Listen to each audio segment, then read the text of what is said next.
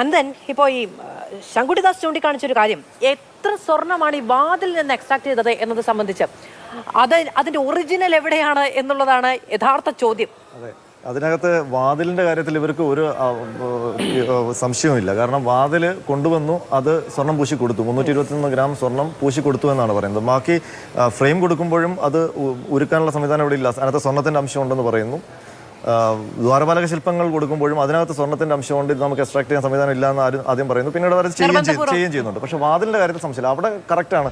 വാതില് നമ്മളുടെ നന്ദൻ എന്ന് പറയുന്ന ഗുരുവായൂരിലെ ശില്പി പറഞ്ഞിട്ടുണ്ട്, വാതിൽ ഉണ്ടാക്കിയത് നിലമ്പൂർ തേക്ക് ഉപയോഗിച്ച് ഞാനാണ് വാതില് ശ്രീരാംപുര ക്ഷേത്രത്തിൽ ബാംഗ്ലൂരിൽ ഇരുന്ന് ഉണ്ടാക്കി കൊടുത്തത്.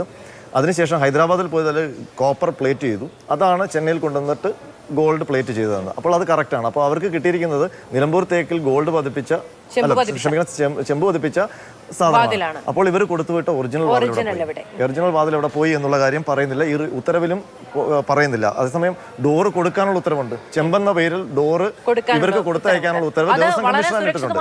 ആർക്കോ കൈമാറ്റം ചെയ്തു, അത് തിരികെ കൊണ്ടുവരാനുള്ള സാധ്യതയില്ല. അതാണ് നേരത്തെ രാഹുൽ ഈശ്വർ പറഞ്ഞത്, അത്രയധികം പണത്തിനായിരിക്കാം ഒരു പക്ഷേ ക്രയവിക്രയം നടന്നിട്ടുണ്ടാവുക. അത് തിരികെ കൊടുക്കുക എന്ന് പറയുന്നത് അസാധ്യമാണ്. മറ്റൊന്ന് തിരികെ ചെന്ന് ചോദിക്കാൻ കഴിയുന്ന സാഹചര്യവുമായിരിക്കില്ല. അതിനുമേൽ ഈ തെഫ്റ്റ് ഏൽക്കുക എന്നുള്ളതാണ്. അതെ, ഏൽക്കുക എന്നുള്ളതാണ്. മറ്റൊന്ന്, ഇതിനകത്ത് 2019 ഓഗസ്റ്റ് മാസത്തിൽ സ്വർണ്ണം പൊതിഞ്ഞ 14 ദ്വാരപാലക ചെമ്പ് തകിടുകൾ ശ്രീ പോറ്റി സ്മാർട്ട് ക്രിയേഷൻസിന് കൈമാറിയെന്നാണ് ഉത്തരവിൽ പറയുന്നത്. അത് ഓഗസ്റ്റിലാണ്, ഇവരിത് കൊണ്ടുപോകുന്നത് ജൂലൈയിലാണ്. 39 ദിവസം ബാംഗ്ലൂരിൽ ഉണ്ടായിരുന്നുവെന്ന് വിജിലൻസ് കണ്ടെത്തിയിട്ടുണ്ട്.